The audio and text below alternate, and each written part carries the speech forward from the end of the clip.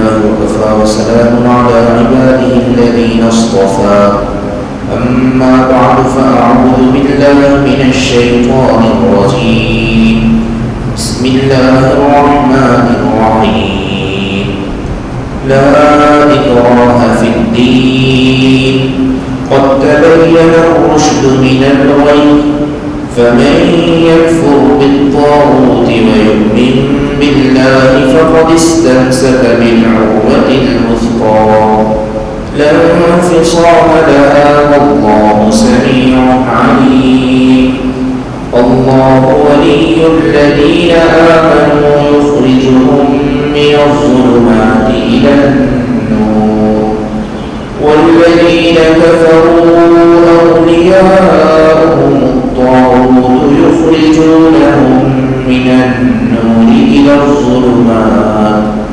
أولئك أصحاب النار هم فيها خالدون আলহামদুলিল্লাহ, আল্লাহ তাআলার মেহেরবানি, তিনি আমাদেরকে কোরআন মাজিদের দুটি আয়াত পড়ার তৌফিক দিলেন। সূরা বাকারার 256 ও 257 নম্বর আয়াত। আমরা এই দুটি আয়াতের বক্তব্য এবং মর্ম বোঝার জন্য চেষ্টা করব। আল্লাহ রাব্বুল আলামিন সঠিকভাবে আমাদেরকে বোঝার এবং আমল করার তৌফিক দান করেন।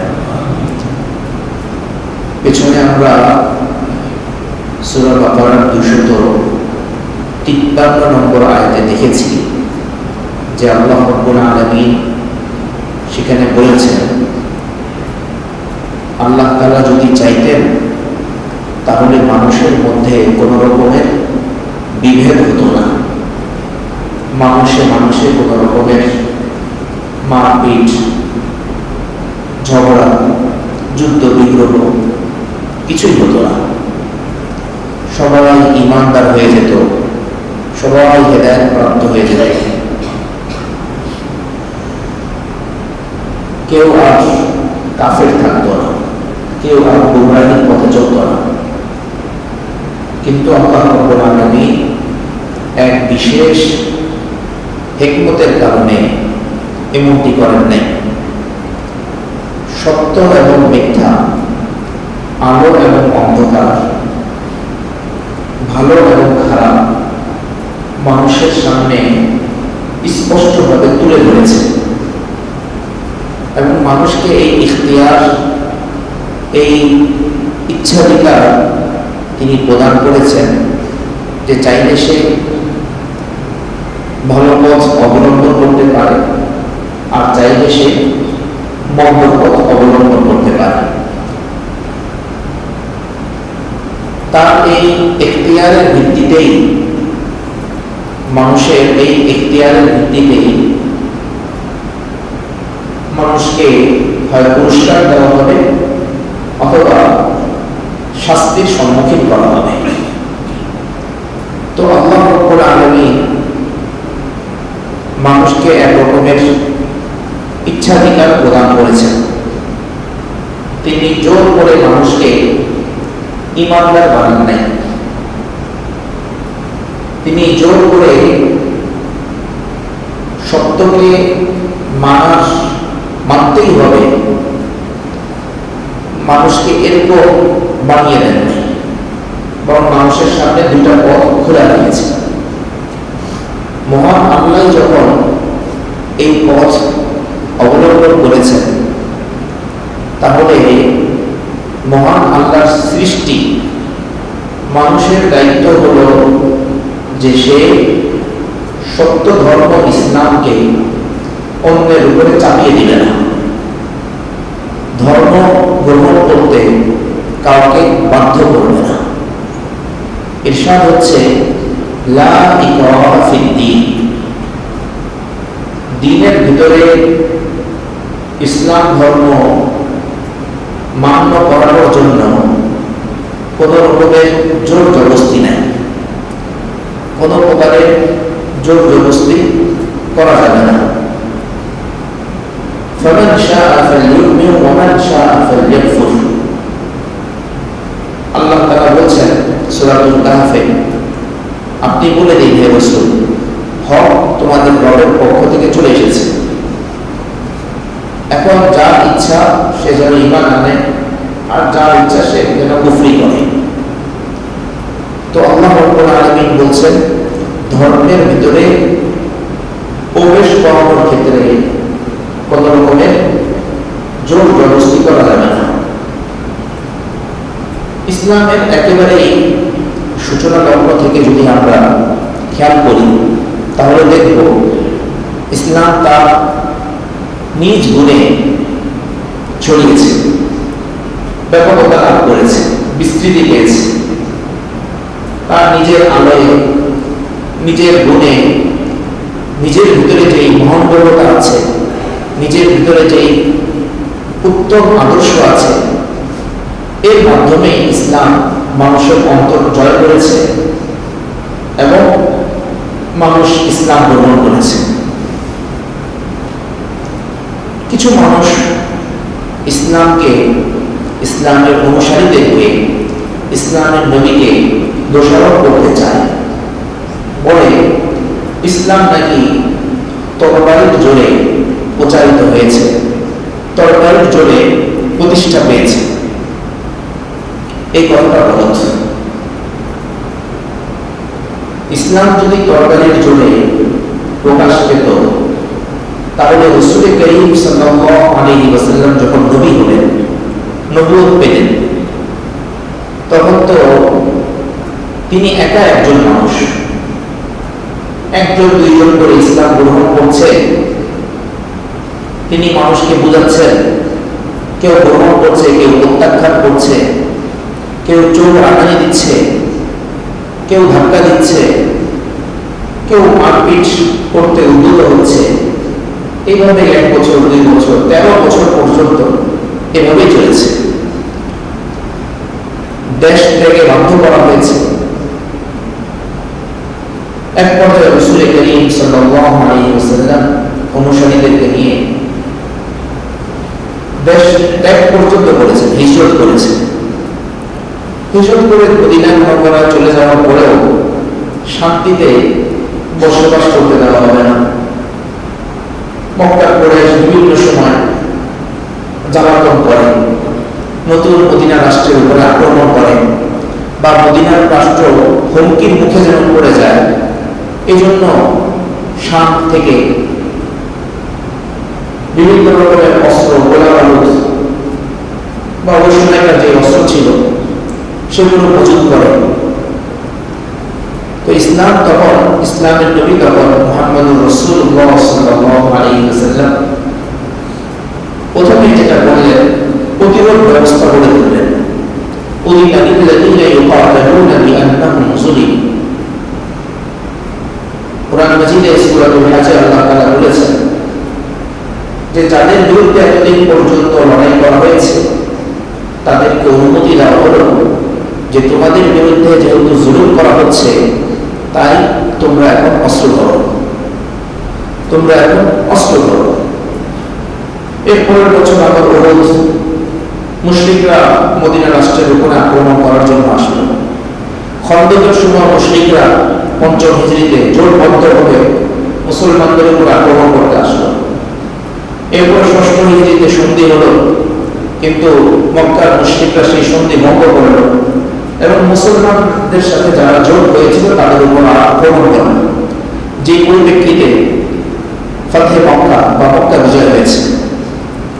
তো এইভাবে রাসূল করিম সাল্লাল্লাহু আলাইহি ওয়াসাল্লাম ইসলামকে কারোর উপরে চাপিয়ে দেওয়ার জন্য কোনো সময় কোনো রকমের পন্থা অবলম্বন করেন নাই।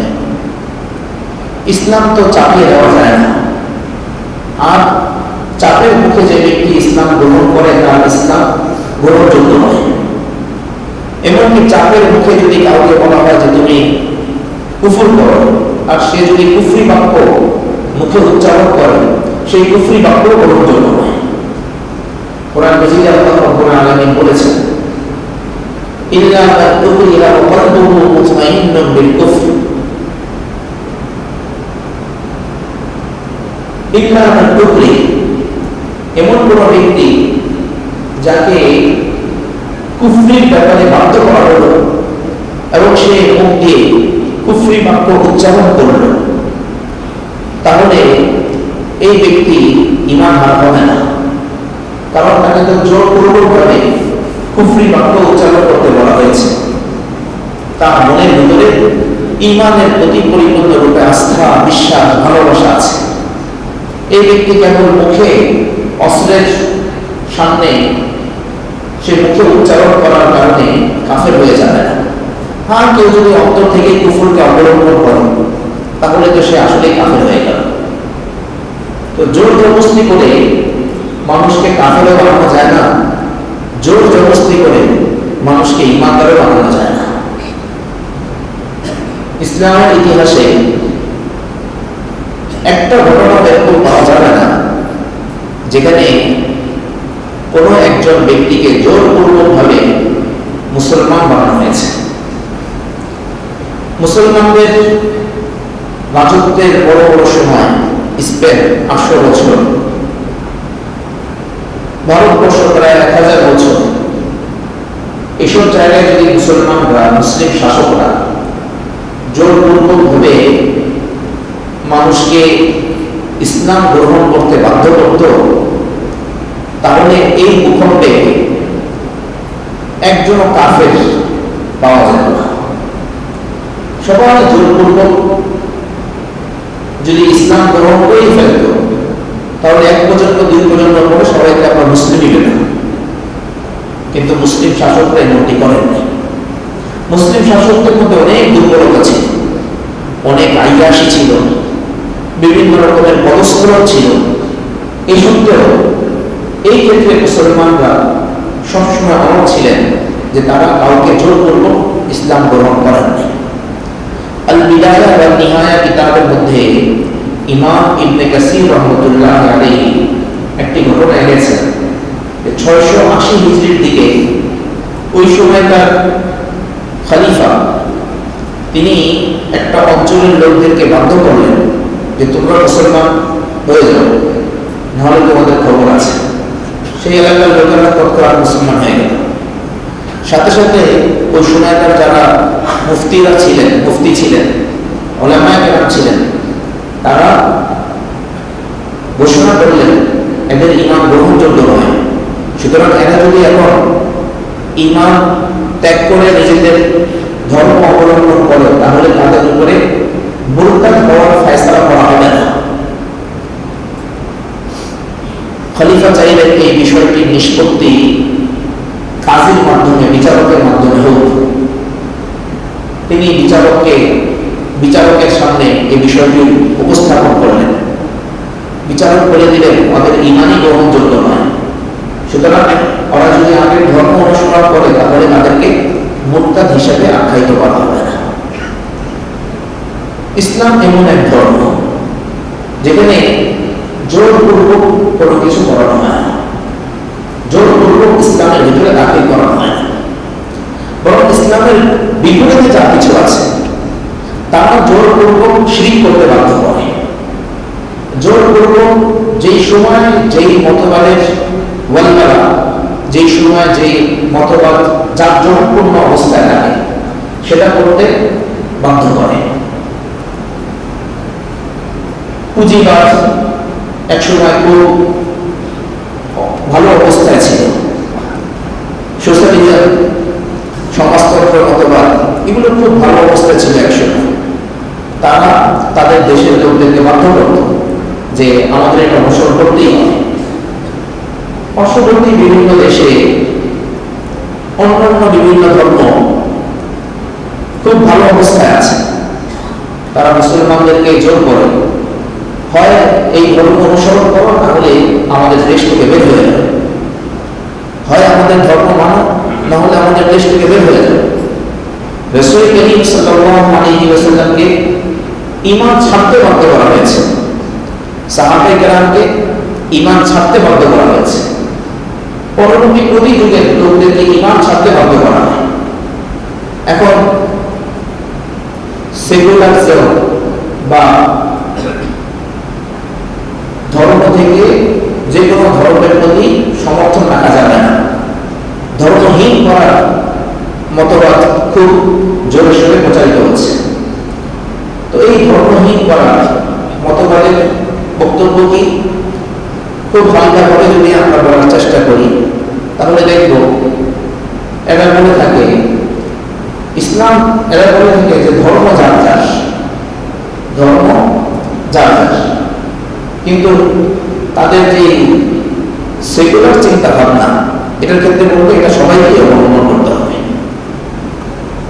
ধর্ম তো যার যার, মানে ইসলামের ধর্ম যার যার, কিন্তু সেকুলার তোমাকে হতেই হবে, গণতন্ত্রের পক্ষে তোমাকে থাকতেই হবে, তাহলে এখান থেকে বের হয়ে যাবে, এখান থেকে বের হয়ে যাবে।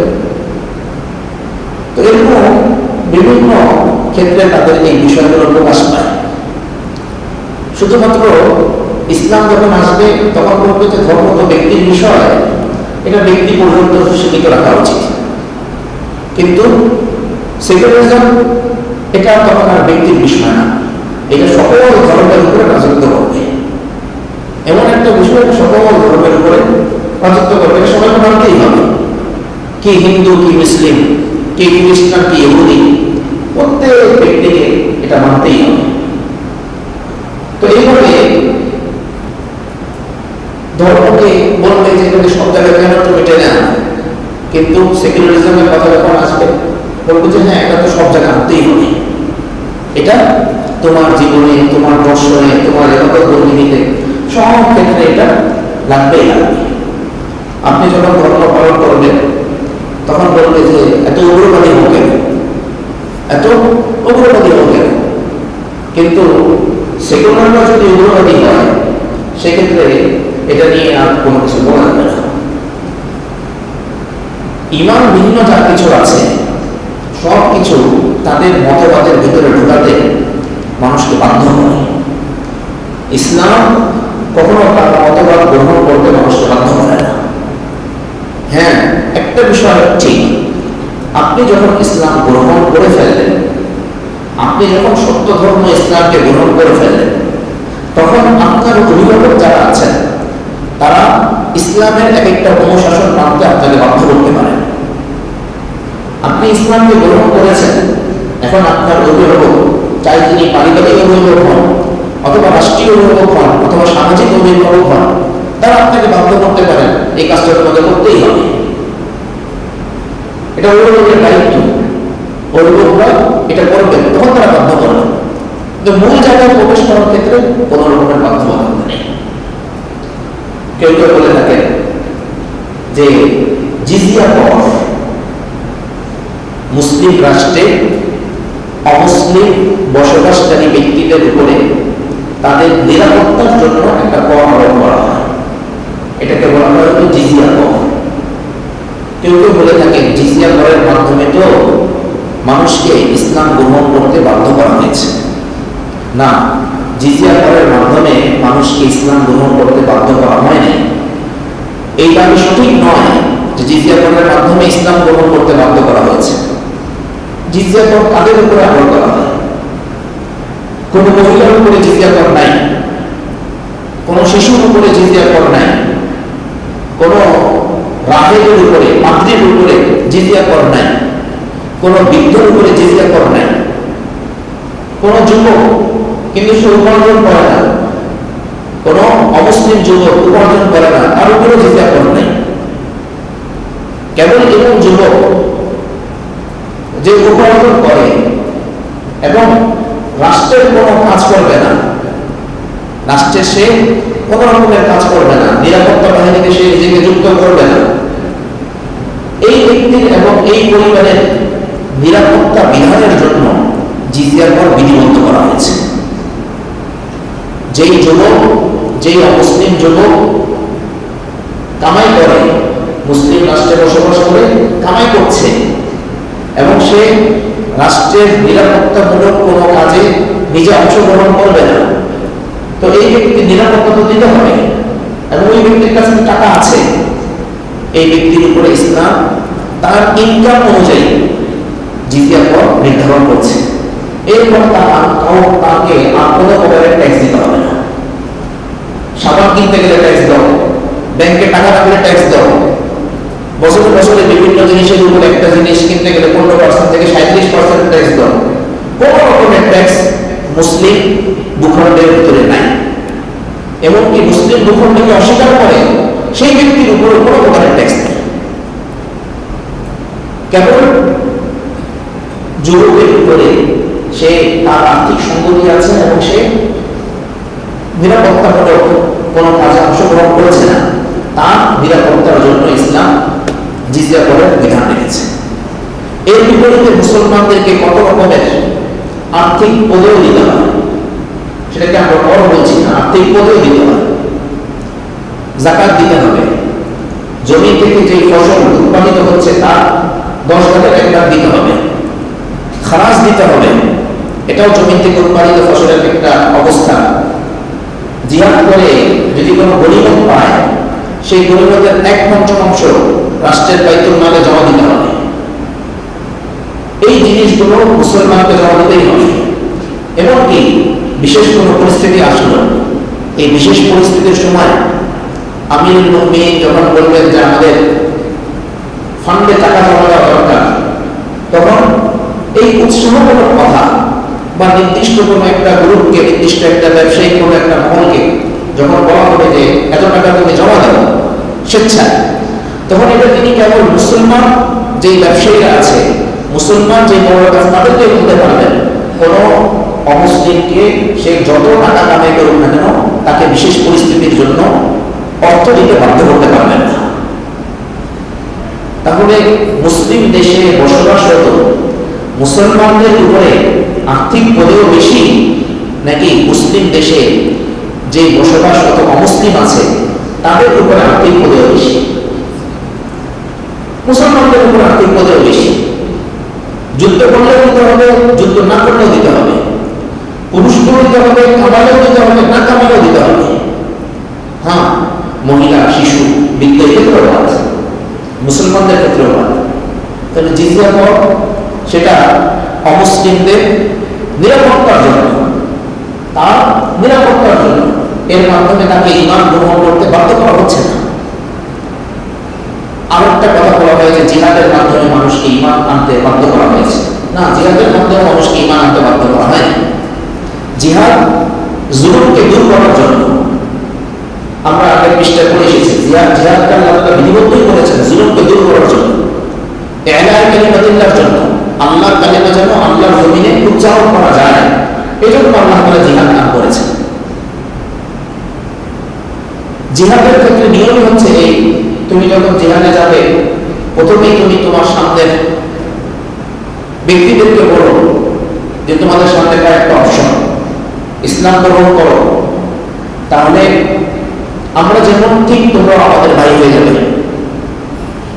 ইসলাম গ্রহণ যদি না করতে চাও, তাহলে আমাদের সাথে সন্ধিতে আসো, আমাদের সাথে তোমরা সুলহের মধ্যে আসো, সন্ধির মধ্যে আসো, যে আমরা তোমাদের রাষ্ট্রে আক্রমণ করবো না, তোমরা আমাদের রাষ্ট্রে আক্রমণ করবে না, নিরাপত্তার সাথে সবাই বসবাস করবো। যদি মেনে নেয় ফাবিহা, হয়ে গেল। আর যদি মেনে না নেয়, তাহলে বলা হবে সন্ধি যদি দিতে করতে না চাও, তাহলে আমাদের অধীনে থাকো, কর দিয়ে আমাদের অধীনে থাকো। যদি মেনে নেয় ভালো, আর যদি এটাও না মেনে নেয়, তাহলে বলা হবে ঠিক আছে, তরবারির মাধ্যমে এখন ফয়সালা হবে। যদি জিহাদ ইসলাম গ্রহণ করার জন্যই হতো, বাধ্যভাবে ইসলাম গ্রহণ, বাধ্যগতভাবে ইসলাম গ্রহণ করার জন্যই হতো, তাহলে এতগুলো অপশন তো আর দেওয়া হতো না। কতগুলো অপশন দেওয়ার পরে জিহাদের কথা বলা হচ্ছে, কতগুলো অপশন দেওয়ার পরে জিহাদের কথা বলা হচ্ছে। ইসলাম গ্রহণ করার পরে কোনো ব্যক্তি যদি আল্লাহ মাফ করেন, ইসলাম ত্যাগ করে, মুরতাদ হয়ে যায়, তাহলে তার শাস্তি হচ্ছে রাষ্ট্র কর্তৃক চূড়ান্তভাবে তাকে হত্যা করা। রাষ্ট্র কর্তৃক চূড়ান্তভাবে তাকে হত্যা করা। এই ক্ষেত্রেও মুশরিকরা এবং সুশীল কিছু মুসলমান তারা বলতে চান, এই যে ইহতিলালের এই বক্তব্যের মাধ্যমে, মুরতাদের শাস্তির মাধ্যমে এটা প্রমাণ হয় ইসলাম ধর্ম গ্রহণ করতে বাধ্য করে। ইসলাম ধর্ম গ্রহণ করতে বাধ্য করে। আসলে প্রতিটা সমাজেই, প্রতিটা রাষ্ট্রেই যারা সেই রাষ্ট্রের বাদী, বিদ্রোহী, তাদের ফয়সালা কি? রাষ্ট্রের বিদ্রোহীদের ব্যাপারে ফয়সালা হচ্ছে ক্যাপিটাল পানিশমেন্ট, চূড়ান্তভাবে তাকে হত্যা করা। যে ব্যক্তি আল্লাহ এবং আল্লাহ রসুলের প্রতি ঈমান আনার পরে, আল্লাহ এবং তার রসুলের প্রতি ঈমান আনার পরে বিদ্রোহ করে, তার ক্ষেত্রেও ইসলামী রাষ্ট্রের বিধান একই রকম। তার ক্ষেত্রেও ইসলামী রাষ্ট্রের বিধান একই রকমের, যে তাকে হত্যা করা হবে। তুমি যখন আসো নাই, এর আগে তুমি কি করেছো সেদিকে তাকানো হয় নাই, কিন্তু যখন তুমি জেনে বুঝে ইসলাম গ্রহণ করেছো, ইসলাম গ্রহণ করার পরে এরকম আচরণ করলে, এখন তো তুমি খোদা তাআলার সাথে, আল্লাহ রসুলের সাথে বিদ্রোহ করলে, এই বিদ্রোহের শাস্তি তোমাকে পেতে হবে। এই জন্য ইরতিদাদের শাস্তি এত বড়। তো আমরা বলার চেষ্টা করছি না লা ইকরাহা ফিদ্দীন, ইসলাম গ্রহণ করতে কাউকে বাধ্য করা হয় না।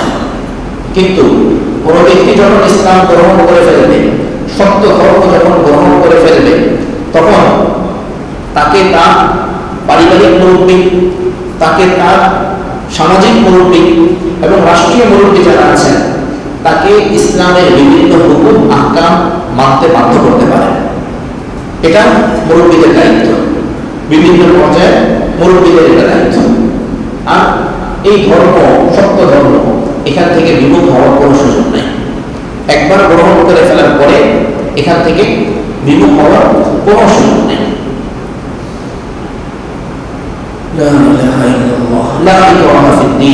ইসলাম গ্রহণ করতে কাউকে বাধ্য করা যাবে না।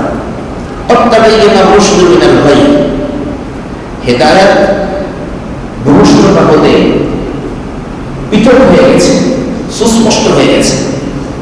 হেদায়েতের দলিল কি সেটা সুস্পষ্ট হয়ে গেছে। এখন মানুষ যেন নিজের বিবেক বিবেচনা বুদ্ধি খাটিয়ে সে যেন হেদায়েতকে গ্রহণ করে, সে যেন হেদায়েতকে গ্রহণ করে। হক কোনটা, বাতিল কোনটা, সত্য কোনটা, মিথ্যা কোনটা, আল্লাহ সুবহানাহু ওয়া তাআলা সব পরিষ্কার করে দিয়েছেন। ফাত্তাবাইয়ানা রুশদ মিনাল গায়, মানুষের উচিত সে যেন রুশদ, হেদায়েতকে, আলোকে, নূরকে যেন সে গ্রহণ করে।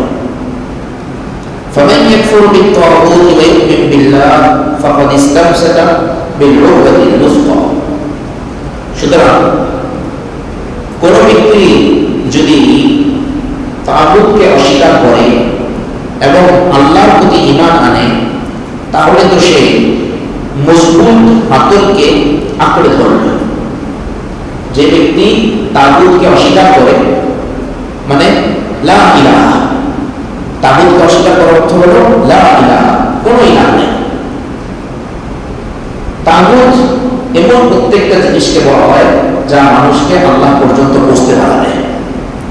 আমার নিজের নফস যদি আমাকে আল্লাহ পর্যন্ত পৌঁছতে বাধা দেয়, তাহলে আমার নিজের নফস এটা একটা তাগুত। আমার সন্তান সন্ততি স্ত্রী পরিজন যদি আমাকে আল্লাহ পর্যন্ত পৌঁছতে বাধা দেয়, এটা তাগুত। আমার এলাকার লিডার, আমার আশপাশের নেতা, এরা যদি আমাকে আল্লাহ পর্যন্ত পৌঁছতে বাধা দেয়, তাহলে এরা হলো তাগুত। আমার রাষ্ট্রযন্ত্র আমাকে যদি আল্লাহ পর্যন্ত পৌঁছতে বাধা দেয়, এরা হলো তাগুত। আমার আশপাশের বিভিন্ন চিন্তা চেতনা, বিভিন্ন মতবাদ আমাকে যদি আল্লাহ পর্যন্ত পৌঁছতে বাধা দেয়, এরা হলো তাগুত। প্রতিটা মূর্তি, আল্লাহ ছাড়া যা কিছুকে পূজা করা হয়, আল্লাহ পর্যন্ত যে কোনো জিনিস, যে কোনো ফরমেটে, যে কোনো উপায়ে মানুষকে যদি আল্লাহ পর্যন্ত পৌঁছতে বাধা দেয়, সেটাই হলো তাগুত। বান্দার দায়িত্ব হচ্ছে সেটাকে ত্যাগ করা, বান্দার দায়িত্ব হচ্ছে সেটাকে ত্যাগ করা। নিজের নফসকে তো আর ত্যাগ করা সম্ভব না, কি করব? এটাকে আল্লাহ পর্যন্ত যেন পৌঁছতে পারে সেটা উপযোগী বানিয়ে ফেলা। নিজের স্ত্রী পরিজন সন্তান সন্ততিকে ত্যাগ করা সম্ভব না, এদেরকে কি করতে হবে? এদেরকে আল্লাহ পর্যন্ত পৌঁছতে যেন তারা সহায়ক হয়, ওরকম বানিয়ে ফেলা। করুন, আল্লাহ না করুন, আমার সত্তার বাইরে যে সকল জিনিস আছে সেগুলো চূড়ান্তভাবে যদি আমাকে আল্লাহ পর্যন্ত পৌঁছতে নাই দেয় একেবারে, তাহলে সেক্ষেত্রে তো ওগুলোকেও ত্যাগ করতে হবে। ইব্রাহিম আলাইহিস সালাম যেভাবে তার পিতাকে ত্যাগ করেছে, আসিয়া যেভাবে তার স্বামী ফেরাউনকে ত্যাগ করেছে, নূহ আলাইহিস সালাম যেভাবে, লূত আলাইহিস সালাম যেভাবে তার স্ত্রীকে ত্যাগ করেছে,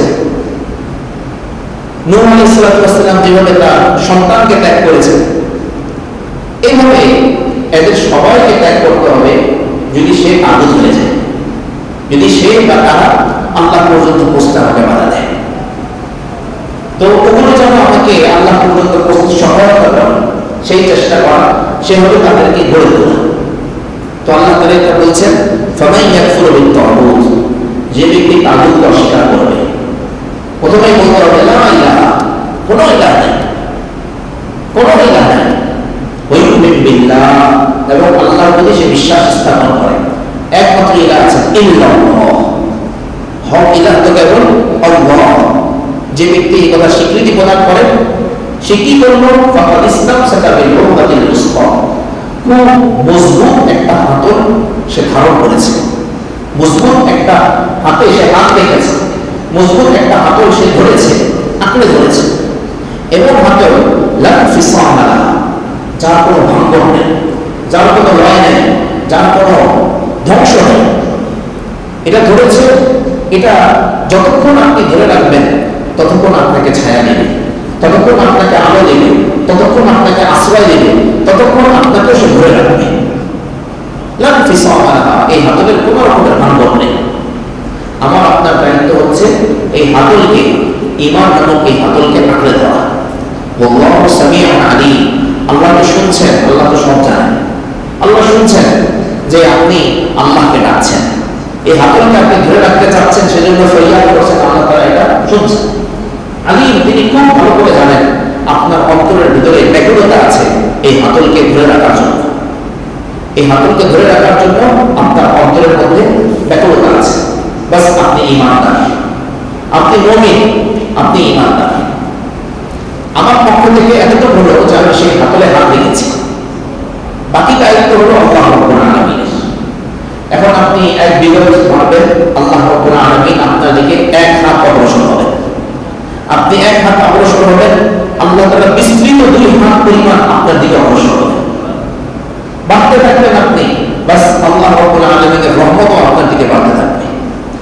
এক পর্যায়ে আল্লাহ রাব্বুল আলামিন আপনার ওলি, আপনার বন্ধু, আপনার অভিভাবক, আপনার মাওলা হয়ে যাবে। আল্লাহ ঘোষণা করছেন, আল্লাহু ওয়ালিয়্যুল্লাযীনা আমানু, আল্লাহ তাআলা হচ্ছেন যারা ঈমানদার তাদের অভিভাবক। আল্লাহ তাআলা হচ্ছেন যারা ঈমানদার তাদের বন্ধু। আপনি সেই হাতলে হাত দিয়েছেন, মাঝে মাঝে এমন হতে পারে, পিচ্ছিল হতে পারে, আপনি ছেড়ে দিচ্ছেন বিভিন্ন গুনাহের কারণে, বিভিন্ন উপায়ে আপনি দূরে সরে যেতে চাচ্ছেন, কিন্তু আল্লাহ রাব্বুল আলামিন বলবে যে তুমি তো চেষ্টা করছো, এই চেষ্টার কারণে আমি তোমাকে, বন্ধু যেভাবে আরেক বন্ধুকে বাঁচায়, অভিভাবক যেভাবে তার অভিভাবকত্ব তার অধীনস্থ ব্যক্তিদেরকে বাঁচায়, আমি তোমাকে সেভাবে বাঁচাবো। ইউখরিজুহুম মিনাজ যুলুমাতি ইলান নূর, তাদেরকে তিনি বের করে নিয়ে আসেন অন্ধকার সমূহ হতে নূরের দিকে, অন্ধকার থেকে তিনি নূরের দিকে নিয়ে আসেন। বোঝা গেল অন্ধকার অনেক রকমের হয়, অন্ধকার যুলুমাত এটা প্রকারের শেষ নেই, আলো একটাই, নূর একটাই, বাকি এটা বিভিন্ন ভাবে আপনার সামনে আসতে পারে, বিভিন্ন সুন্দর সুন্দর পন্থায়, অসুন্দর পন্থায়, চোখ বড় বড় করে, চোখ মিটি মিটি করে, হাসি দিয়ে, তামাশার মাধ্যমে বিভিন্ন ভাবে আপনার কাছে আসতে পারে, কিন্তু নূর সে তো একটাই, সে হেদায়েত আপনার কাছে আসবে আর আপনি গ্রহণ করবেন, আল্লাহ রাব্বুল আলামিনের তত্ত্বাবধানে আপনি চলে যাবেন। বাস আল্লাহ তাআলা আপনাকে সেই সকল যুলুমাত থেকে, অন্ধকার সমূহ থেকে হেফাজত করবেন। ওয়াল্লাযীনা কাফারু, পক্ষান্তরে যারা কাফের, আউলিয়াহুমুত তাগুত, তাদের অভিভাবক তো হলো, তাদের বন্ধুরা তো হলো তাগুত। মানে পদে পদে প্রতিটা জিনিসই তাকে আল্লাহ থেকে দূরে সরাবে। বাতাস তাকে আল্লাহ থেকে দূরে সরাবে, কারণ সে মনে করে এই বাতাসের উৎস হলো শিরক। বৃষ্টি হবে, সেই বৃষ্টিও তাকে আল্লাহ থেকে দূরে সরাবে। সেই বুখারীর মধ্যে আছে, আল্লাহ রাসূল সাল্লাল্লাহু আলাইহি ওয়াসাল্লাম বলছেন, আজকে কিছু মানুষ সকাল করেছে এমন ভাবে যে সে আল্লাহ তাআলার প্রতি মুশরিক, আর কিছু মানুষ সকাল করেছে এমন ভাবে সে আল্লাহর প্রতি ঈমানদার। সাহাবায়ে কেরাম জিজ্ঞেস করলেন, ইয়া রাসূলুল্লাহ, বিষয়টি ব্যাখ্যা করুন। আল্লাহ রাসূল বললেন, আজকে সকালবেলা যে বৃষ্টি হলো, এই বৃষ্টি দেখার পরে যারা বলেছে প্রকৃতির কারণেই বৃষ্টি হয়েছে, মুজরিনা বিনাউলি তারা, অমুক তারকা আজকে ডান দিক থেকে উঠেছিল এজন্যই বৃষ্টি হয়েছে, প্রকৃতির কারণেই বৃষ্টি হয়েছে। তো এই ব্যক্তি কুফর অবস্থায় দিন যাপন করল না। আরেক ব্যক্তি সকলের এই বৃষ্টি দেখে বলেছে মুতিরনা বিফাদলিল্লাহি ওয়া রাহমাতিহি, আল্লাহ তাআলার ফজল এবং অনুগ্রহে এই বৃষ্টিটা হয়েছে। বাস সে তো আল্লাহ তাআলার প্রতি ঈমানদার অবস্থায় দিন শুরু করেছে। তো মুশরিক যে, কাফের যে, তার তো প্রতিটা জিনিসেই শিরকের দুর্গন্ধ।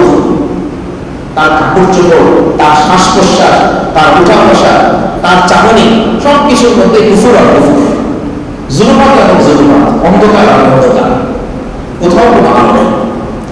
ওই যে সূরাতুন নূরে আল্লাহ রাব্বুল আলামিন বলেছেন যে এত অন্ধকার, এত অন্ধকার, সমুদ্রের একেবারে তলদেশে যে অন্ধকার থাকে তার চাইতেও কয়েক গুণ বেশি অন্ধকার। ইদা আখরাজা ইয়াদাহু লাম ইয়াকা দেওয়া, নিজের হাত বের করলে সে নিজের হাতকেই দেখতে পায় না, এত বেশি অন্ধকার।